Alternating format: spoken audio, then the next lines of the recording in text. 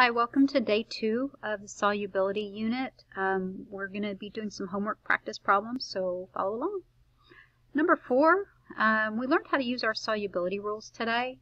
Solubility rules look like that. You can pull that out of your packet and use it. Probably pretty handy. Number 4 says list 5 anions that are always soluble. Well, anions are negative.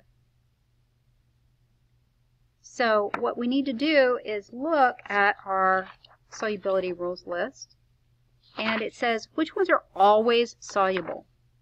So at the top we have compounds with anions that are soluble. Okay, so all of these are soluble to a certain extent or more. If it says that there are no exceptions, that means these are always soluble. So compounds with acetate are always soluble.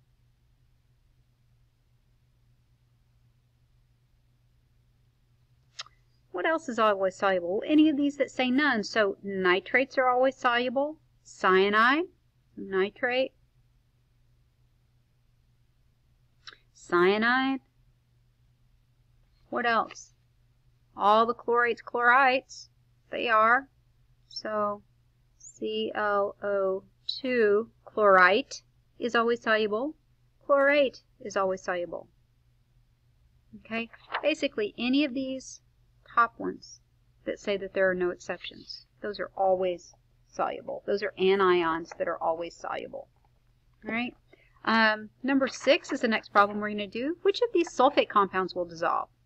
Okay, so in order to use our solubility rules, I'm going to try to get these all in there so we can see. Sulfate compounds,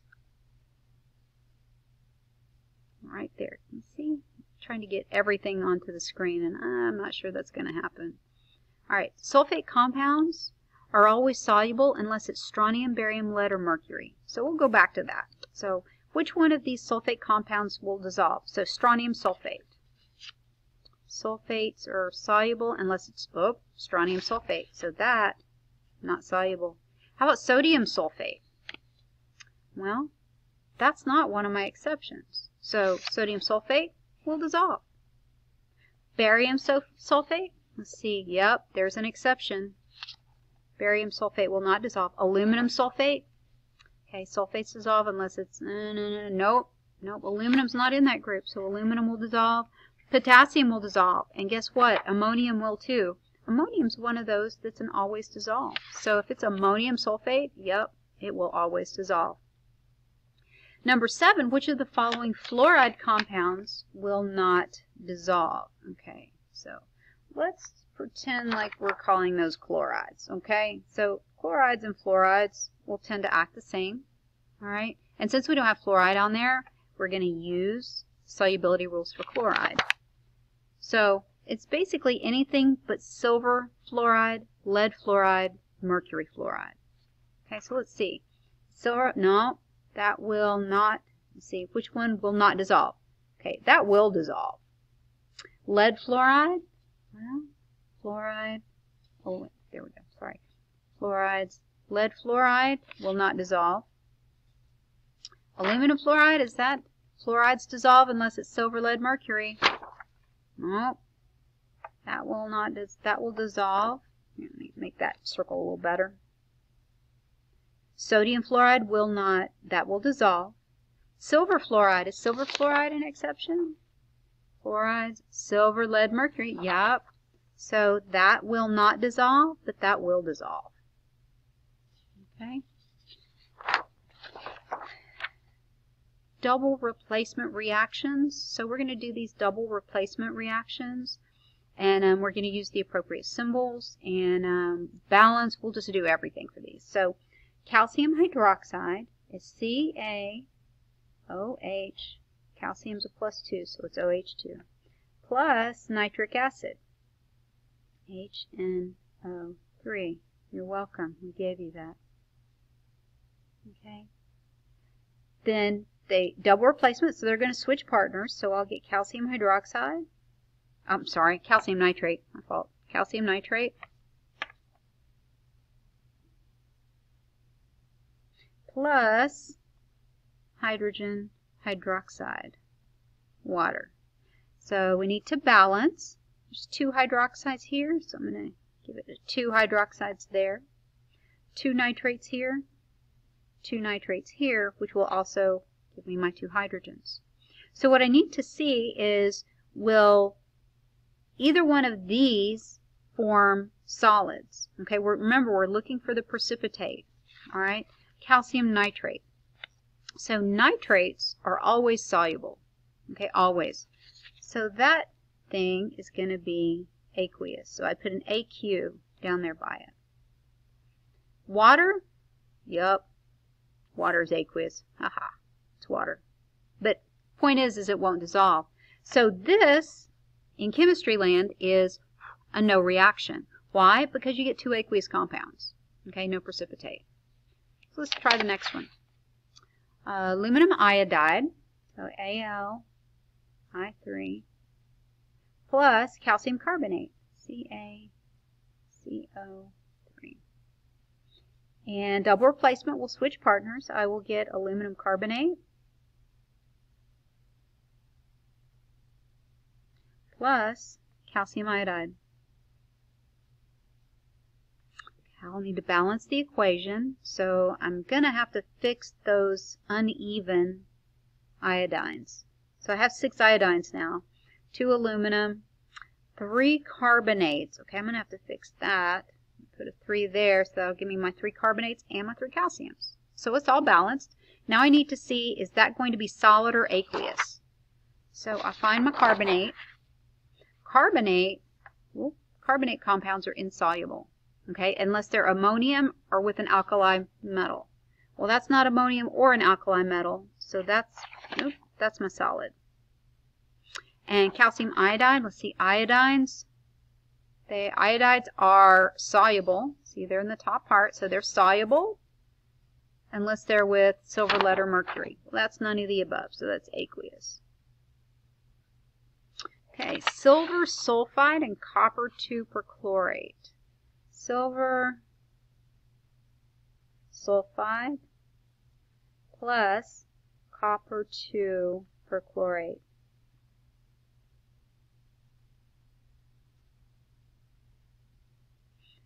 I'm going to swap partners. Okay, silver will bond, Ag, duh. Let me erase that. Ag, silver will bond with perchlorate, sorry. And over here, it's always +1, so +1 -1, no subscripts needed. Then copper 2 sulfide. Do I need to balance? Yeah, I sure do. 2 silvers, 2 silvers. 2 perchlorates, 2 perchlorates. I need to check solubility rules for silver perchlorate. Perchlorate is always soluble. No exceptions, even though it's bonded to silver. So that's going to be aqueous. Copper sulfide. Let's see. Sulfides are way down here. Sulfides are what? They're insoluble. Sulfides are insoluble unless they're ammonium sulfide, any of the alkali metals, or calcium, strontium, or barium. Well, that's copper. So that, my friend, is going to be my solid precipitate. Okay, that's practice with our solubility rules. The next page, we're going to use this graph. It looks like a spaghetti bowl. We're going to use this graph for problems on pages 7 and 8.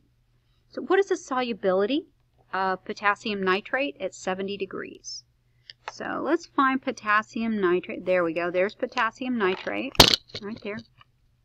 Potassium nitrate at 70 degrees. There's potassium nitrate. I highlighted it. And 70 degrees. So let's see. Let's follow 70 degrees all the way up till it intersects with my potassium nitrate line, which is going to be right there. All right. Right there. Okay, so the question is, what's the solubility at 70 degrees? So when I follow this all the way up to where it hits the potassium nitrate line, and then all the way across, it's going to hit about right there. So what's the solubility? Somewhere between 120 and 130, closer to 130. So I think I would give it a 127. How 127 grams at 70 degrees. Okay. Your eyes are better than mine. Maybe you'll see something different. Although I do have my glasses on. Number 6. At what temperature will a saturated solution of SO2 hold 20 grams of solute? So let's find our SO2 line, which is down here. There's SO2. And the question is, at what temperature will 20 grams of sodium sulfate dissolve? So let's see, 20 grams sodium sulfate. Right there. Oh, sorry, right there. There's 20 grams, is about right there. So at what temperature will that dissolve? About 5 degrees. So 5 degrees C. Reading that graph. Okay. So let's turn it over. We may have to come back to it. What happens when a saturated solution of potassium chloride at 30 degrees is heated to 40 degrees? So potassium chloride, right there, at 30 degrees. So let's find potassium chloride at 30 degrees. So there's potassium chloride at 30 degrees. So what happens to that saturated solution at 40 degrees? Okay, so you just follow just right across there. Because it didn't say I added more. Okay, all it's saying is that I had a saturated solution here on the line, and then I increased the temperature to 40 degrees. So what will happen? Well, if no more is added, that becomes an unsaturated solution. So this becomes an unsaturated solution. UN.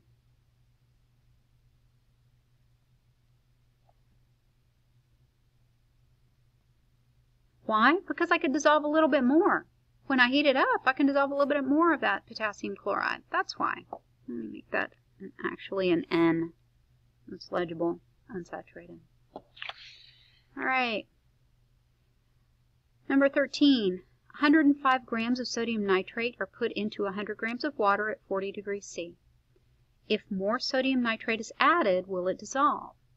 Okay, so we have 105 grams of sodium nitrate. Let's find sodium nitrate on our graph. Oh, there we go. Sodium nitrate right there. Sodium nitrate's right there. So it says that I put 105 grams at 40 degrees. 105 grams at 40 degrees. So I'm going to follow that over until I hit that sodium nitrate line. Oh, wait, it's back there. See, it is a spaghetti bowl. There we go. There we go. Right there. 105 grams. And see, there's my 40 degree line. Right there. 105 grams, 40 degrees. So 105 grams of sodium nitrate is put into 100 grams of water at 40 degrees. If more sodium nitrate is added, will it dissolve? Wow. So 40 degrees and 105 grams, that puts it right under the solubility line. Okay, right, just barely soluble. So if I add more, let's say I add another 15 grams to up to here and keep the temperature the same. If I add 40 more grams and keep the temperature the same, will this dissolve? No, it won't. This is all that will dissolve at 40 degrees. That's it. If I add more to that solution, it won't dissolve. Okay? Will it dissolve? No, it won't dissolve. No. Why? Well, because the solution is saturated. Saturated at 105 grams and 40 degrees C. Okay, we'd have to heat it up or do something else to it in order to get to dissolve more than 105 grams at that temperature. Okay, I know the graph is kind of hard to read because there's a lot of things on it, but I promise you on our test you will not have this many things on the graph. It'll be a little bit easier to read. So good luck, and let us know if you need any help.